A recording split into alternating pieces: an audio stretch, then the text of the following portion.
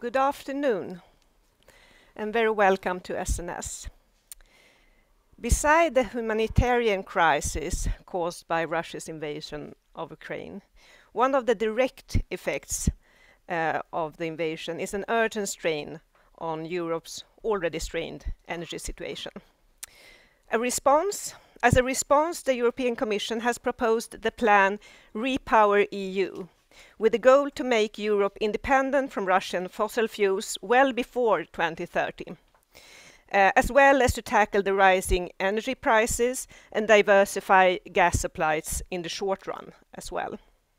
What will the consequences be for the green transition, the integration of energy systems in Europe, and the security of energy supply? We are very welcome to have the EU Commissioner for Energy, Kadri Simson, here with us today to shed further light on these issues. And joining her in the panel discussion, we have Anna Borg, CEO of Vattenfall, and Anders Egelrud, CEO of Stockholm Exergi. A very welcome to all of you. The seminar is a collaboration between SNS and the European Commission's representation in Stockholm, within the framework of our research project, Energy Systems of the Future. My name is Ilinca Benson, and I have the pleasure of chairing this seminar. I am also the Deputy CEO at SNS. A very warm welcome to all of you here today, both here at SNS and you who are following us digitally. I would really like to encourage you to contribute to the discussion with your questions. And if you're here, you may simply raise your hand and wait for a microphone. And if you participate digitally, you may write your questions down whenever you want to in the Q&A function on your screen. And then my colleague Angelica will bring the questions to the floor at appropriate occasions during this seminar. So, without further ado, I would like to welcome Kadri Simson up on stage to tell us the latest news about the energy policy of EU. Very welcome.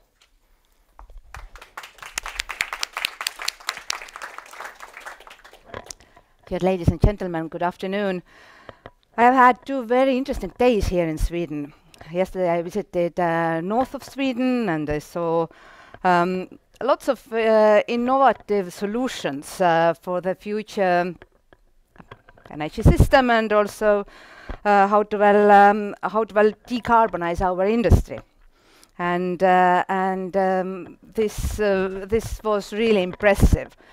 And I do have high hopes for today's meeting too. So let's start with my short introductory remarks, and then I will hope that I will be supported by a great panel.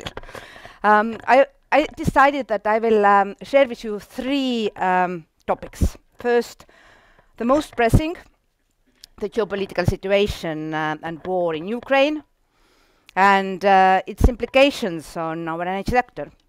Second, our fresh Repower EU proposal, which helps us as EU27 to move away from Russian fossil fuels and tackle the surge of energy prices that is happening all across Europe but also globally. And third, the next steps for the European Green Deal. Well, we all have to agree that only a couple of months ago we didn't imagine that this kind of brutal and unprovoked war in the middle of Europe can take place. And right now, this is a matter of fact, we have to stand together with Ukraine and we have to do our utmost so that Russia will be stopped and will stop interfering the independence of Ukraine.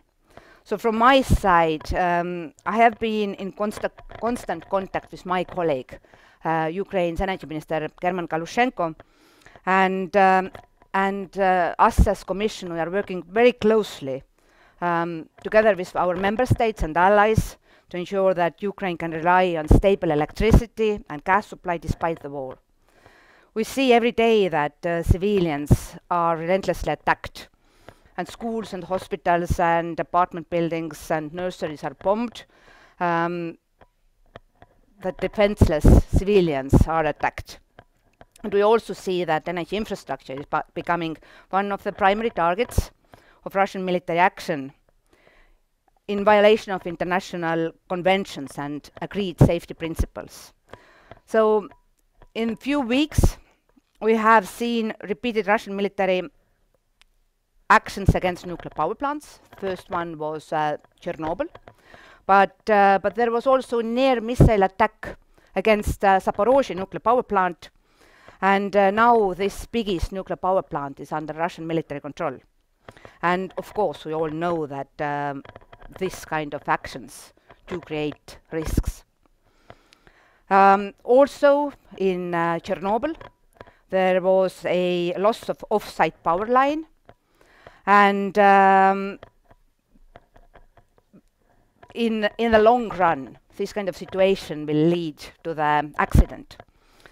So what is clear, a key principle of nuclear safety is breached, and we, together with International Atomic Energy Agency, are doing our utmost to force Russians to respect international agreements that are dedicated to the nuclear safety, and we try to support the International Nuclear Atomic Agency to find a solution how they can send independent nuclear safety experts to the sites. But another key work strand for us has been ensuring that Ukraine can continue to have functioning electricity system. Since 24th of February, Ukraine has been disconnected from Russian and Belarusian grid.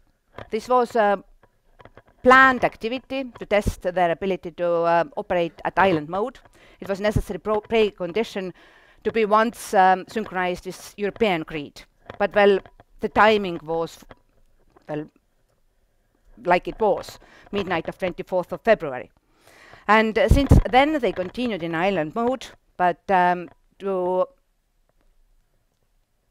keep lights on, it was not possible to for them to continue endlessly in the island mode.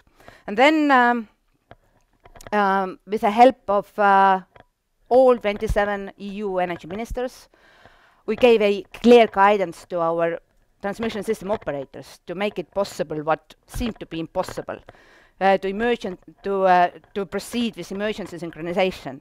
And this Wednesday, 2 days ago, we managed to synchronize Ukrainian and Moldovan grid with the European grid. And that actually gives us now the chance to support them, so that all those millions who are still living in Ukraine will be covered by the access to electricity. And of course, we are also delivering supplies such as fuel, diesel, gasoline, jet fuel generators with the help of the energy community. And we are setting up an extraordinary effort to secure gas and coal supplies in the case if they will be cut off Russian transit and they will need reverse flows from Europe via Slovakia and Hungary. So the fate of Ukraine and the European Union in energy are more and more closely related, and this brings me to the second theme. Because the war in Ukraine has been truly a turning point for the Union's energy policy. Very clearly, it has opened our eyes regards the dependence on Russian imports. And last week, we proposed a Repower EU initiative. And in simple terms, this Repower EU is a plan to get rid of our dependence from Russian fossil fuels by diversifying our supplies, but also massively investing in renewables and saving energy where we can, so prioritizing energy efficiency. Last year, imports from Russia were covering 40% of our natural gas consumption here in Europe. And they also covered 27% of our oil imports and 46% of coal imports. So here in Sweden, the EU average doesn't mean so much because your dependency is significantly smaller, but just to give you the perspective. And in general, the problem is big. So everybody recognizes it, and last week when our leaders met in Versailles, then they also agreed on this key principle that we cannot let any third country destabilize our energy markets or influence our energy choices in the future. And then the guidance is clear: do something to get rid of this dependence. We have done that actually since 2009. 2009 we had previous gas disruption from Russia, and then we didn't have so many LNG terminals all across Europe, and some member states were not interconnected to the others, so there was no possibility to help them, to support them with reverse flows. So all of this is now in place. And of course, we can diversify our supply routes. We have mapped all the available alternative sources. They will cover 1/3 of Russian imports. The other producers can cover 1/3. So the other work stream is to replace partially the fossil natural gas with renewables, what we will do. And indeed, already in 2020, we reached a share of 22% of our energy mix that was covered by renewables. Renewables are homegrown, they create jobs, they also spur innovation, and thus this is strategic investment. But to scale up renewables, we need ways to simplify and shorten permitting and authorization, and we have to also prioritize power purchase agreements, because this gives a certain confidence for our industry that their demand will be covered. And European Commission will publish this spring a recommendation on fast permitting for renewable energy projects. So we hope that by doing that, we can support the investments into renewables already this year. And make no mistake, in addition to all that has been mentioned, energy prices will cause in near future big concerns for retail consumers and industry, and this is why part of this Repower EU communication was also dedicated how we can support the retail consumers who really are vulnerable. And this was second batch of proposals, because in October Commission already gave suggestions to member states how to well redesign their tax policy, how to well launch direct support schemes for households. So now this was another set of proposals. So the reason is clear: we are in the middle of very volatile situation. And by mid-May, we are also committed to look into ways to optimize the electricity market design, building on a report from Acer. So if we will accommodate more and more renewables into our electricity mix, some volatility is inevitable. But now we tasked our agency Acer to find out if there is some unwanted volatility that we actually have to tackle. And this is something that you can expect from us later this spring. Overall, we have not cancelled our commitment to become climate neutral by 2050. On the contrary, we will speed up these kind of investments that allow us to achieve our climate targets. And the proposal known under the name Fit for 55 is right now negotiated with European Parliament and member states.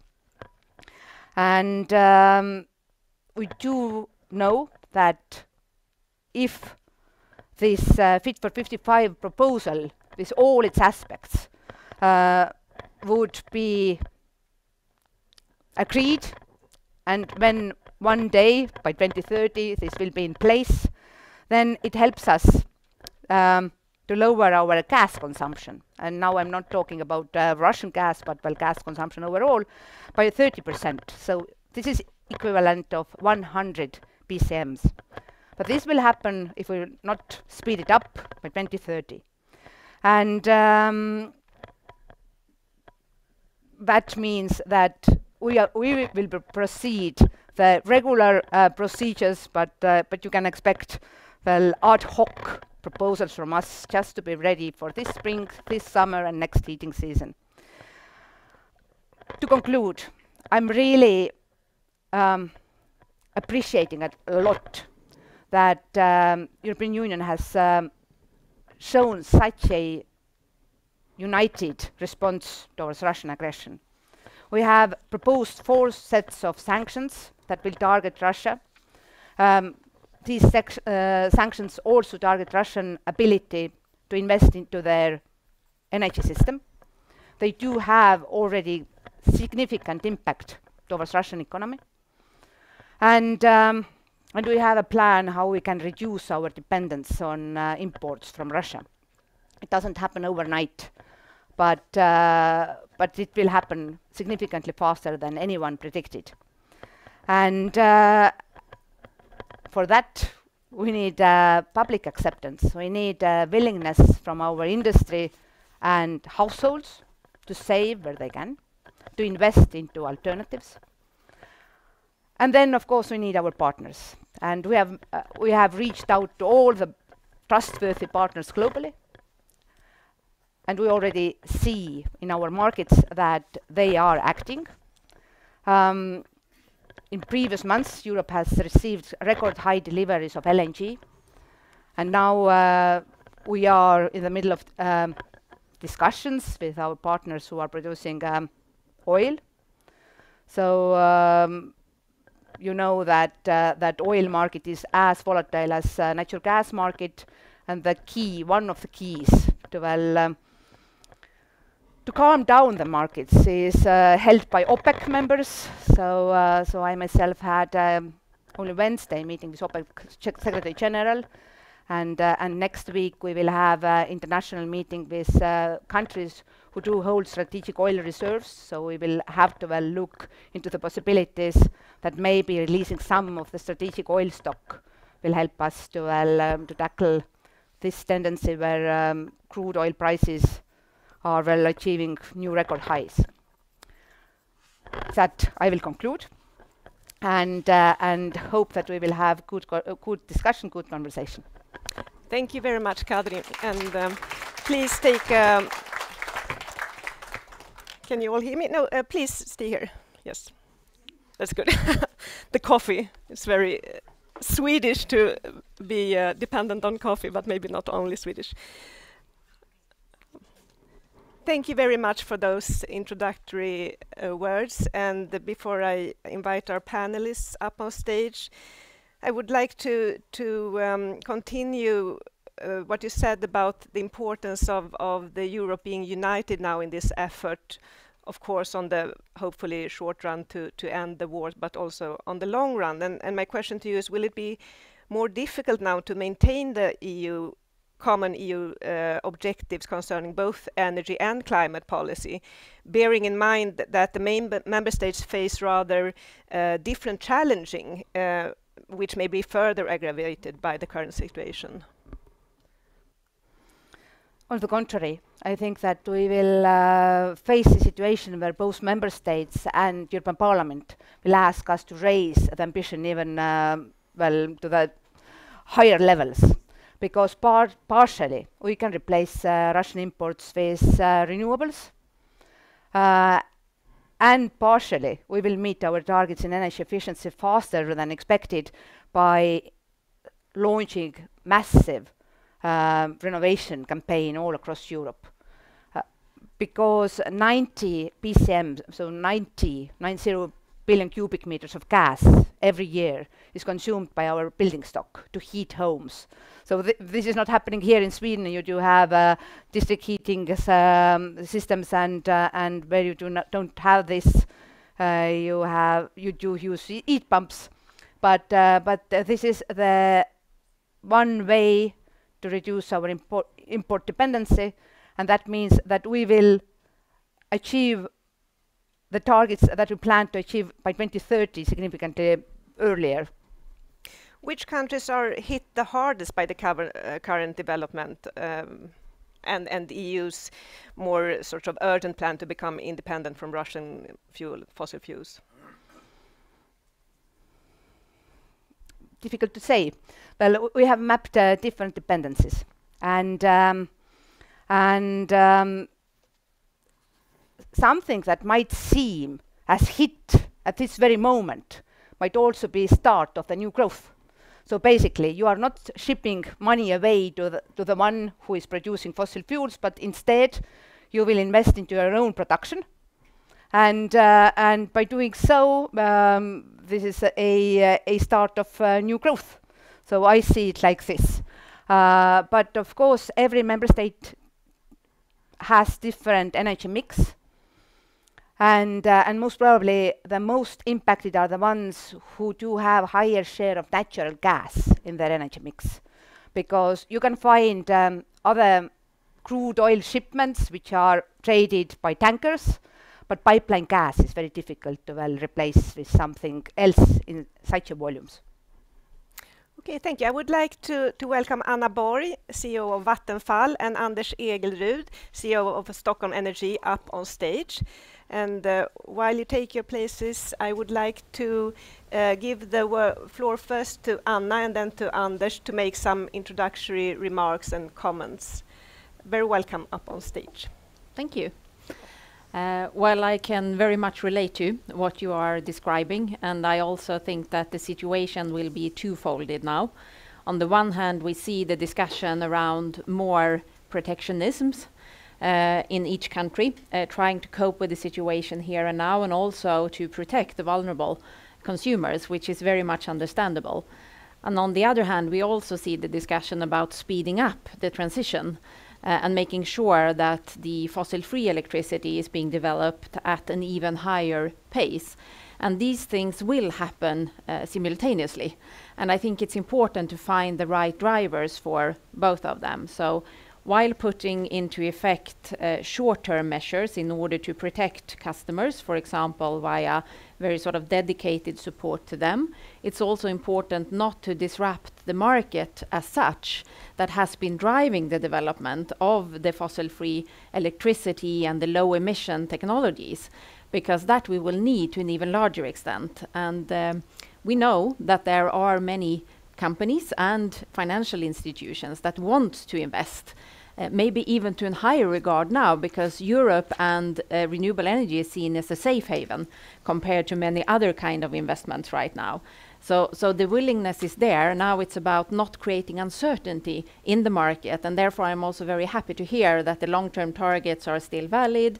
The European Commission will continue to sort of enforce that, and that together with the existing market mechanisms will get us through this. But the next years will be volatile, and it will be important for us to navigate through that in a good way.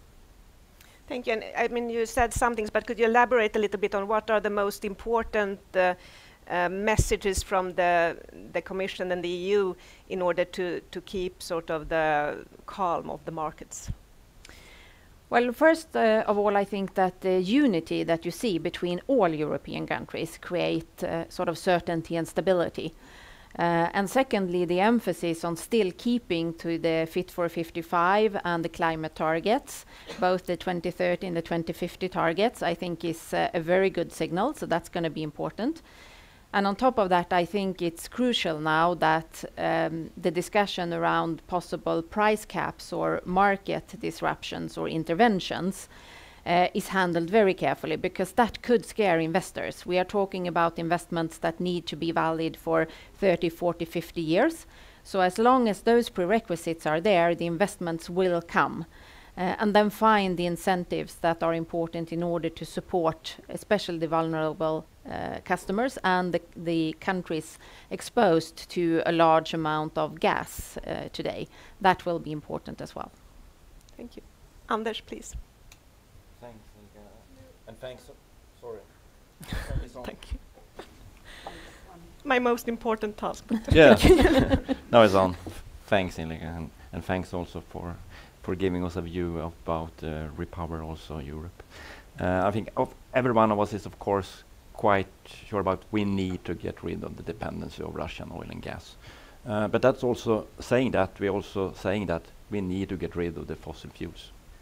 And that is as much possible. It's so urgent also to be more or less resilient and have much more renewables in all the system in Europe.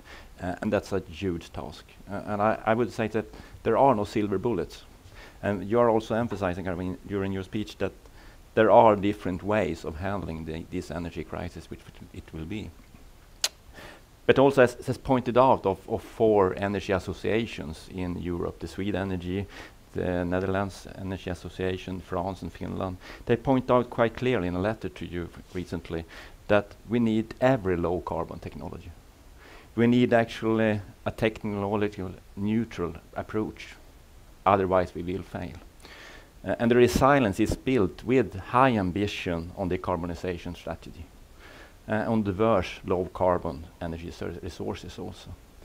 Wind is of course there, solar is there, bioenergy, if I will come back to that a little bit, is also a crucial part of the transition now away from fossil dependency and Russian dependency.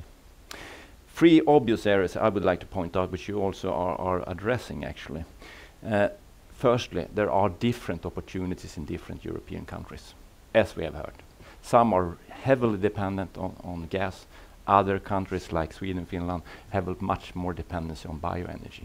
And we need to make sure that we are utilizing all comparable advantages which we have in different countries. Otherwise we will fail. Utilizing resources otherwise lost is a key message I would address also. It's quite sure that we both need new renewable electricity, but we also need to get away from utilizing electricity where we can utilize other resources. We are quite skilled of that in the Nordic countries. We can do that much more in the European countries by developing also a new urban area district heating system, taking care of excess heat from data center and whatever.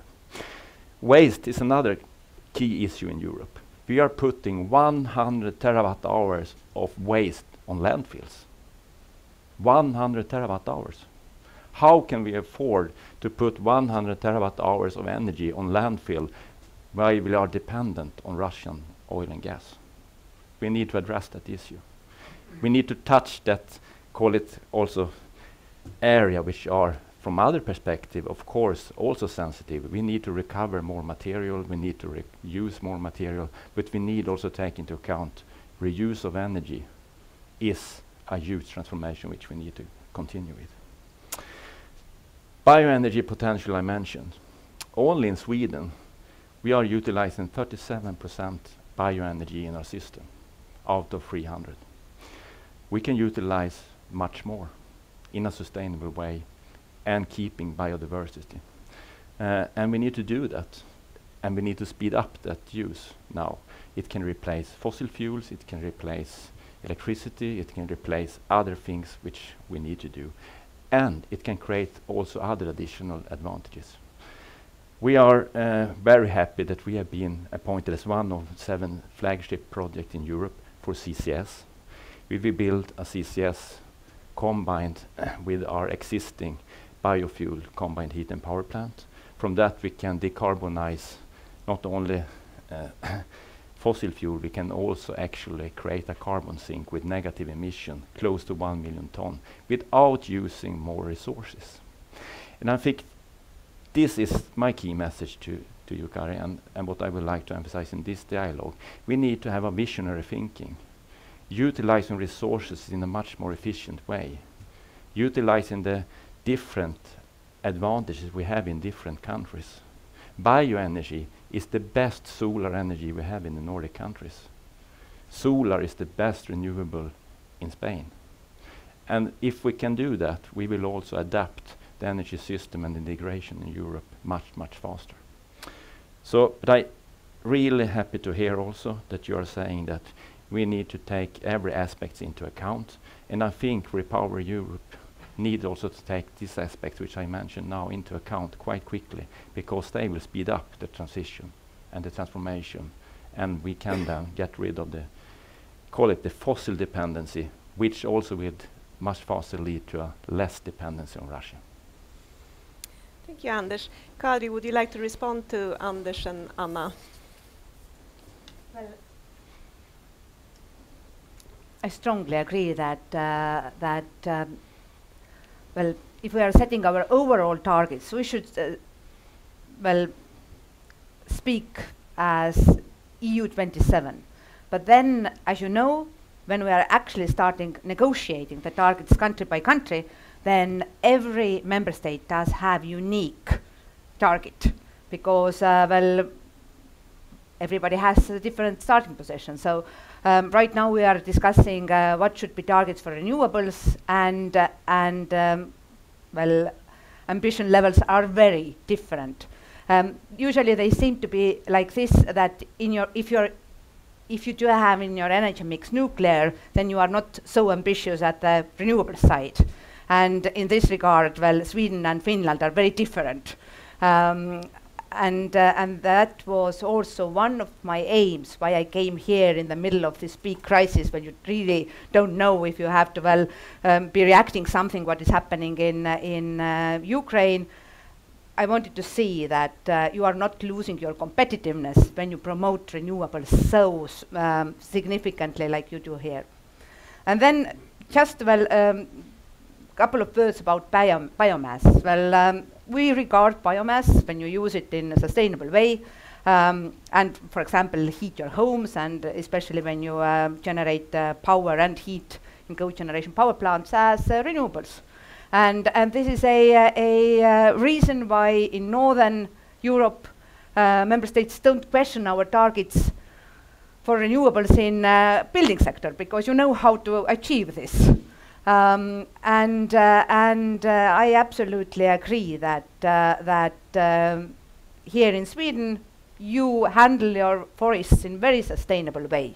So if all of us could say this about all the forests that we do have in Europe, then we would be in safe side.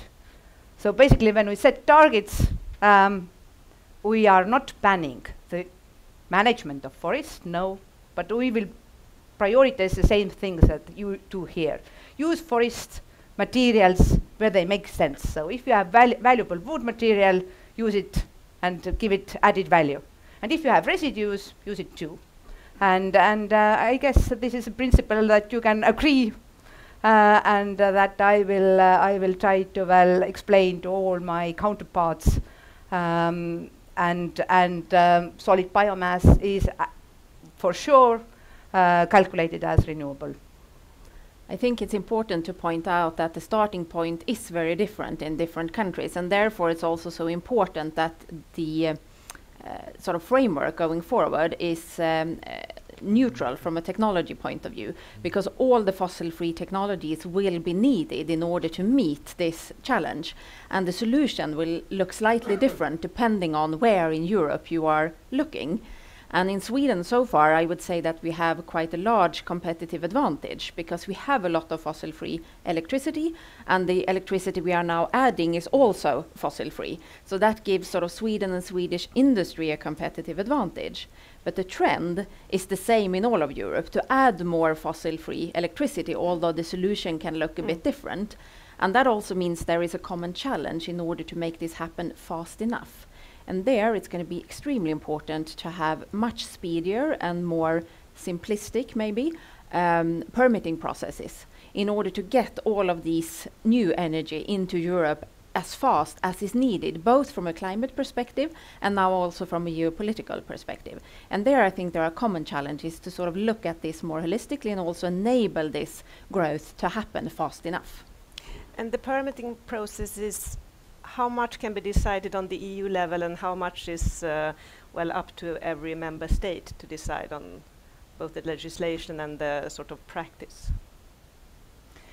I think that both of us will play a role, and in the end, the local community plays a decisive role, because if they are willing to see these investments in their neighborhood, then I think that permitting procedure doesn't take so much time if they will refuse projects. We do know that permitting is a big bottleneck to speed up our renewable generation. And this is why Commission will present guidelines to member states of best practices. So basically some member states have found a way how to negotiate with local municipalities and local communities in the way that they do feel ownership, and they do allow these projects in their neighborhood.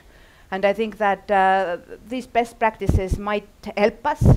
But then we will also propose that every member state will dedicate certain areas and call them go-to areas. So, positive approach that here you do have territories where renewables are welcomed.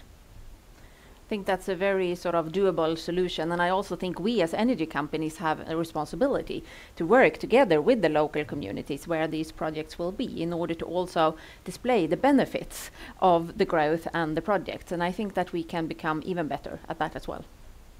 Do you have any sort of concrete examples of happy cases or these best practices? What do they entail? I mean, it seems like on the more overall level, we are all sort of, well, most of us at least, want to do this transition, but when it comes to your sort of backyard, you're not as happy with projects. Yes, Anders? Maybe not a good example, but I think what's not taken into account, for instance, in the Swedish legislation is actually the real climate challenge.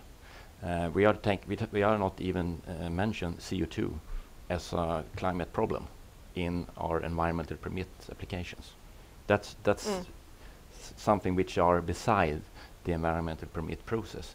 And of course, if we should speed up the environmental processes, there are many things which needs to be addressed. And this is one thing. What aspects do you need to take into account from a holistic point of view? What kind of society needs are actually we solving with this project? And what kind of, call it, negative effect will there be? I think there is a tendency, which has been in Sweden at least for the last 15 years, that nothing should be changed when we do a new project, and something will be changed. If you are utilizing hydropower, something will change. If you are utilizing wind power, the view for some people will be changed.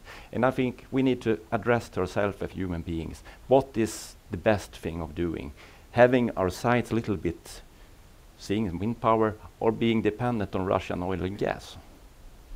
That's very black and white, but I think from an environmental permit perspective and from a EU perspective, if we should speed up processes of having much more renewable in a nearby future, then we need to address this issue.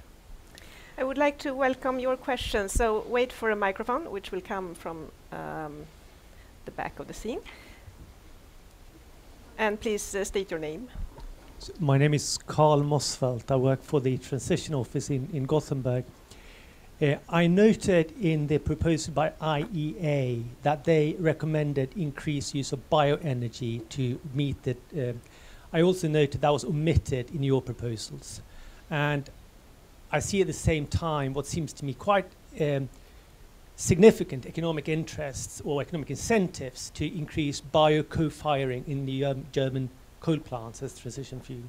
So what is your view on that from the Commission side? How much will you try to resist that? And to the other side of the panel, what risk do you see that bio in effect takes the place of gas as transition fuel, potentially significantly destabilizing the Swedish markets? So first to you, Kadri, and then Anna and Anders. Well, last December we proposed a legislative act how to decarbonize our gas market and promote green hydrogen. And there we saw that we will need natural gas as transitional tool, but well, step by step, partially it will be replaced with clean gases. And now with our Repower EU, we announced that we can scale up the production of biogas, for example. We can double it within a year. So everybody asked that from where what will you use as a feedstock to produce this biogas, especially in the circumstances where food prices are growing, and we don't know what will happen with Ukraine. Well, we call it European or global bread basket. Will they deliver in the volumes like they used to? But well, we have waste potential. We have residues in agricultural sector. We have in every city wastewater management, where you could well take care of it. And we have not just started these kind of financing schemes because there was no need, and well, at initial phase it is a little bit more expensive than Russian gas that is delivered at this fixed price for long-term contracts. So yes, now we are forced to be innovative and to support all the alternative productions that are available. Anna or Anders? Was your question related to biomass in Sweden or biogas? To the extent, well, both, but to the extent that the lack of gas as transition fuel could significantly stabilize the market for wood chips and pellets and biogas. Well, I think it depends on what spot prices have doubled yeah. in the last month. Yeah, it depends on what perspective you have. If you look at it from a European perspective, I would say that everything is dependent on everything right now. And the correlations that we used to see between the different fuels and markets are not there anymore. It's falling apart. So there it will definitely have an impact, but what kind of impact is quite difficult to say right now, I think. From a more Swedish energy system perspective, I don't think it will have a huge impact because, again, the Swedish energy system is to a large extent based on nuclear, on hydropower, on to a larger extent wind power, and of course we also have biomass, especially in the district heating plants. But still, I think the overall mix will create a bit of stability here, so the impact will be lower in Sweden compared to continental Europe. Thank you. We have also some questions from our digital audience. Please, Angelica. Yes, we have had a lot of questions about the revision or revisions of the taxonomy, and here is one. At the start of the year, the Commission put forward a plan to label natural gas as green in relation to the EU taxonomy, given certain criteria. Do you consider this ambition relevant, or do you see a need to reassess that stance in the light of recent developments? Kadri. Indeed, this was our obligation to present a delegated act for transitional fuels.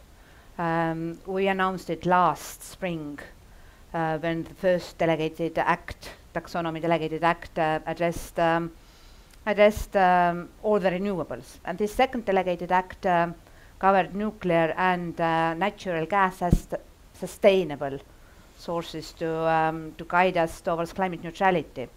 So I think that right now it is in place. It is very well.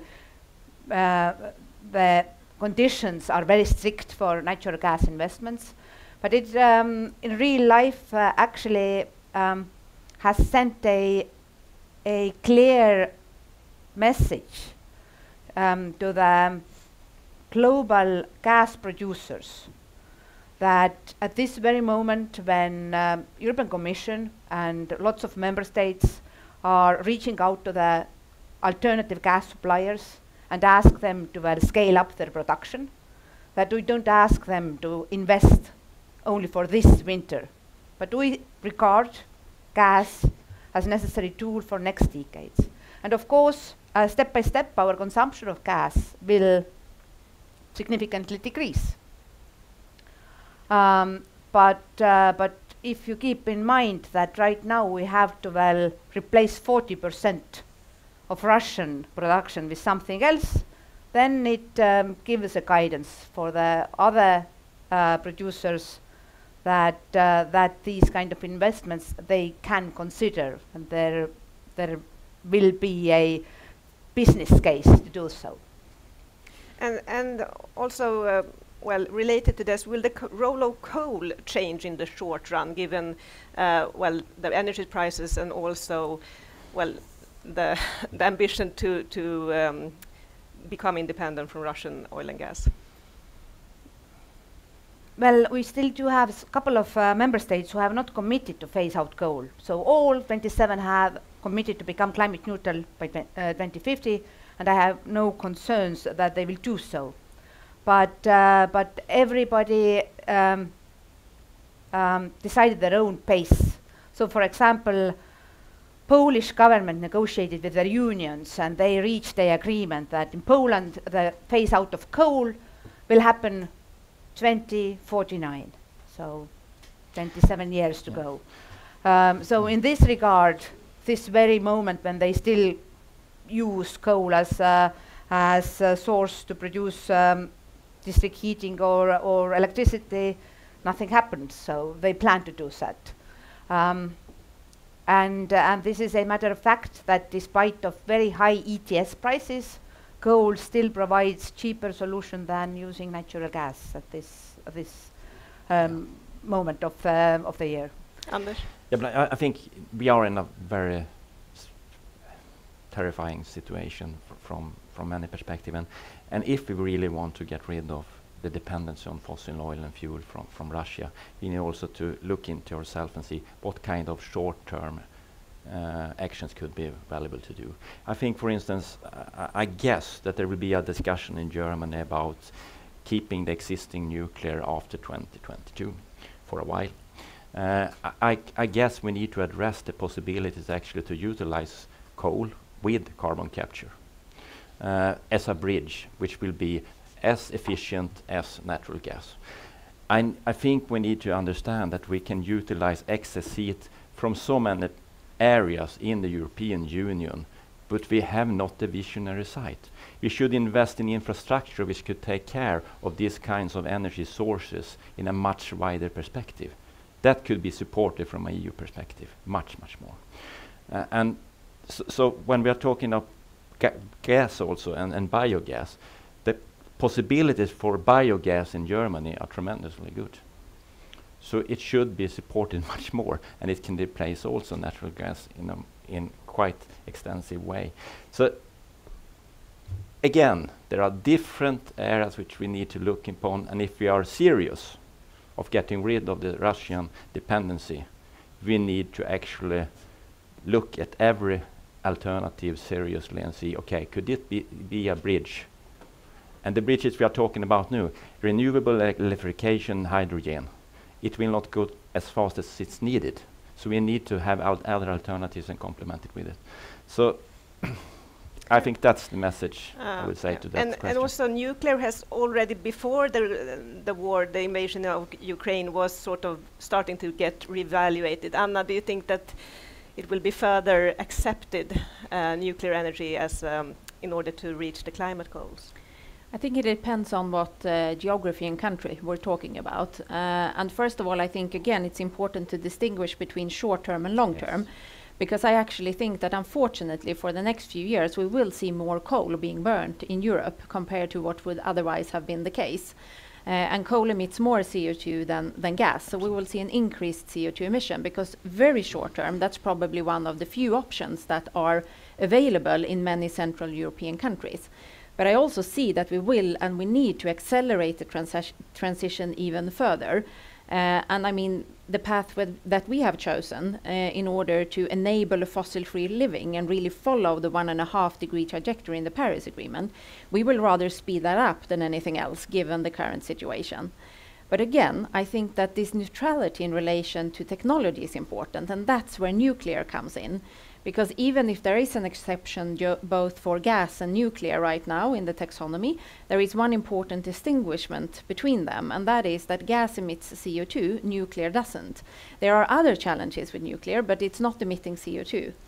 And I think we to some extent see a renewal of nuclear in Europe. We heard that France is investing into new nuclear. We see that happening in UK. Now we have the new nuclear facility in Finland up and running fully since only a week or two. And I'm personally, I'm very interested in the technology around small modular nuclear reactors, which also has the potential to cut the cost quite significantly for new nuclear. So I think that there will be a revival, but not in every place in Europe. It will be in some cases. Thank you. We have another questions from the audience. Angelica, or no? No. Oh, here. Wait for the microphone. I will let Julia. While you're giving the microphone to this to the audience, what I'm saying also is not maybe new nuclear, but in the situation we are now, there are existing nuclear which will be shut down in the end of 2022, and that means that we will be more dependent on Russian oil and gas immediately after 2022, and that is a short-term discussion. I guess will be in Germany. So I will start with you, and then you please. Tell your name and then state your question. Yes, Bloomberg News. And I raised some concern about market caps and market intervention. I was wondering if you could address those concerns regarding the emergency measures that are now being considered to be presented in the next couple of days, you said. If you could address those concerns about what measures are being discussed.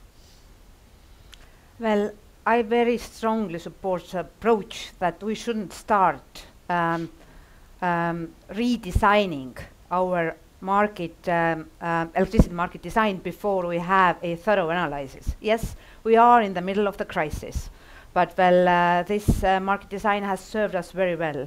And now we tasked our agency, Acer, to conduct a study. So they will be ready with their study, and energy ministers actually gave them mandate last autumn to do so, and they will be ready by April. So this is something where politicians are very eager to change, do whatever it takes to propose something, but it has to be technically solid solution. So I hope that Acer will have proposals how we can avoid unwanted volatility, but some volatility will remain in our energy market in the moment where we will have more and more renewables in the energy mix. But you will propose something in the next couple of days? We will propose something, yes. So this is tomorrow's news. Okay, so I will give the mic to you.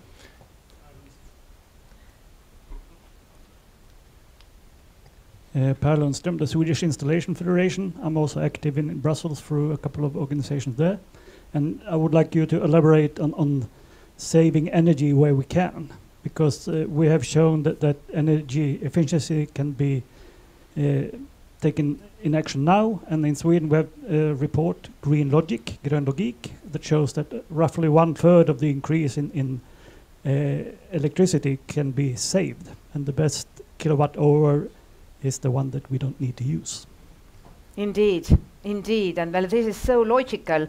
And here, when you really have to heat your homes, you are taking care that the heat remains inside and not leaks outside. So this is something that is poor logic, but not so commonly agreed all across Europe. So my colleagues in Brussels call it low-hanging fruit, that you start insulating your homes.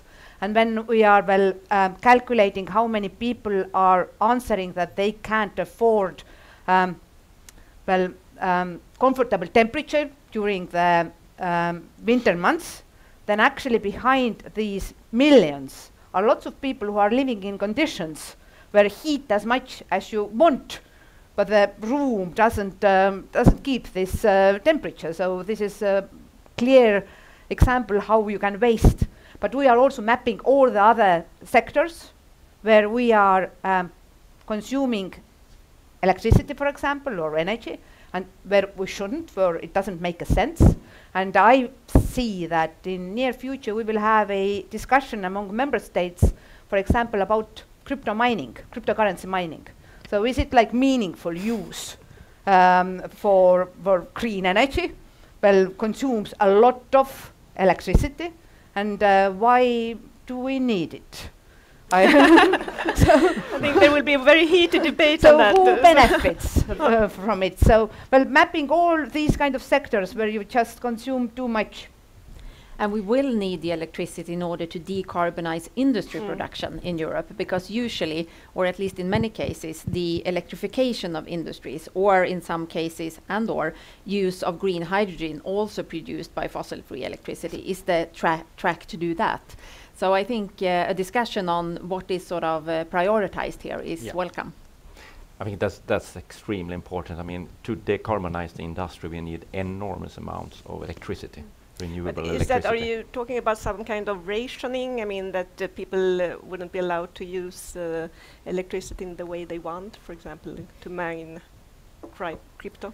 I prefer the market mechanism to work, but I think that there are a lot of things that can be done in order to incentivize, for example, installation of homes, etc. And I think that there are also many other aspects, maybe from a tax perspective, etc., which will steer investments in different ways. But in order for industry in Europe to be competitive going forward, and also sort of utilize the advantages and the competitive advantage we see with lowering the emissions, then this needs to be secured somehow. I would like to touch a bit on the EU strategy on energy system integration and how you think that will be affected by the war in Ukraine. And also maybe ask this question, if the current turn of events is a sign that more national energy self-sufficiency is in fact something that we should strive for. Kadri, would you like to start on that one? It was so difficult question. I do believe that war in Ukraine impacts us in all the sectors. So you can ask about whatever sector you will name, and yes, there will be impacts, and of course this absolutely change the way of we are covering our energy needs. But at the same time, I think that we should do our utmost to restore the peace next to our borders, to support Ukraine so that aggressor will be kicked out from their territory, and this is like top priority. After that, we will start prioritizing the other things. Well, we have built up a very solid system of our own, so we are not so vulnerable that at these days we should only dedicate all our attention to the means how we will survive. But I think that these days and weeks until Ukraine restores control over all their borders, they will be the priority. I think that it's natural in a situation like this that you want to sort of protect what is close to you. I think we all feel that in a situation of war, and that's also what's reflected in some of these discussions, I think, when countries want to be more self-sufficient. And I think the sort of important outcome of that is twofolded. And the first one is to make sure that there is resilience enough in society in order to handle crisis from many different aspects. But I also think it's important to acknowledge that the fact that we live in an integrated Europe to a large extent has also shown to be a strength at this time. There would never have been this kind of unity around sanctions, actions, etc., if that had not been the case. So it's a matter, again, of being both looking close at home and at the broader picture at the same time. Very true. And I think also, if you're scared, you naturally keep everything close to you. And we are, everyone, I know at least, are scared a little bit what's happening now. And then we are taking everything closer to ourselves. But in the longer perspective, we need to be integrated between countries. But we also need to build resilience. There were two questions here from the audience. One was about the volatility. Volatility will there be with renewables? And we need to handle that. And then we can build up resilience then by having local productions in cities, for instance, which can actually more or less decrease the volatility with storage, with also combined heat and power and things like that. But there is so many things which shows that we need to integrate the energy system as well. And trading between the European countries is also vital in the future, and will be more vital. I often discuss in Sweden when people think that, okay, we should protect ourselves because we have so low energy prices here. Okay, when we have much more solar in Germany and in Spain and in France, and they have lower prices, wouldn't you be happy then if we can import from those countries? So I think we need to understand that it's a dynamic ongoing, and we need to be integrated. That will give us more resilience over time. We're running out of time, and I would like to give the concluding remarks to you, Commissioner, please. Would you like to say some final words to the Swedish audience? Thank you for the good conversation, and I really had 2 very informative days here. So I felt in the end that, well, I'm not so fresh anymore like I was yesterday's morning, but my overall experience tells me that the more exhausted you are, the more experience you regain. So thank you for that. And Sweden is really a country where you can learn and get inspiration, which is very much needed at these days when I'm traveling around and trying to explain to the other member states that this is worth investing into renewables and worth believing that this supports our competitiveness and not in the contradictory way. Thank you. Thank you very much, and thank you so much for taking the time to come here. An applaud for Kadri. Thank you. And also, thank you very much, Anna Borg and Anders Egelrud, for joining us and for very thoughtful and insightful comments. And before I let you go, I would like to recommend some upcoming seminars here at SNS. Next Friday, we have a colleague of yours, Kerstin Jorna, Directorate General at the European Commission, who will present and discuss the EU industrial strategy, so related to this topic as well, together with Jan-Olof Jacke, Director General of the Confederation of Swedish Enterprise, Svenskt Näringsliv, and Harry Flam, the economist. And on May 5th, we will actually have a seminar on nuclear power and regulation and market conditions, so also very welcome back to that. And on that note, I would like to, wish you everybody a happy weekend. Thank you.